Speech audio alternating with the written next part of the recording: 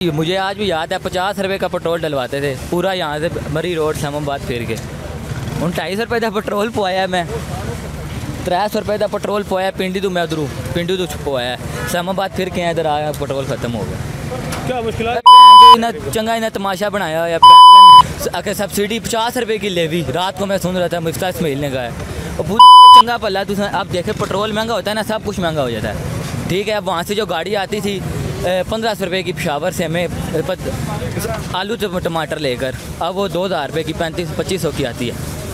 आलू तो महंगा होगा ना सब कुछ महंगा होगा ये गरीब के ऊपर सारा लगाया गवर्नमेंट ने क्या कहोगे? चोरानी हुकूमत है फिर आई सुपर टैक्स से लगसी ना हूँ चोरानी हुकूमत है ना। मरियम नवाज के बारे में कोई एक जुमला और जी उस चाहिए उसकी छां जी है घर है ठीक है प्यो उसका बाहर बैठे आ इधर हूँ के कहिए हूँ तू पहले गल करनी तमीज़ ही नहीं है उसने पहली तो गल है और नाल दुई जी है घर तमाशे बनानी है रिश्ते तुरानी है उंगला अली बाजी के ना है औरंगजेब हाँ वो बड़ी पैंट कसमें।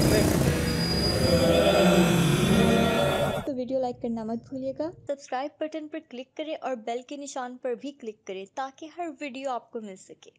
अपना ख्याल रखिएगा। अल्लाह हाफ़िज़।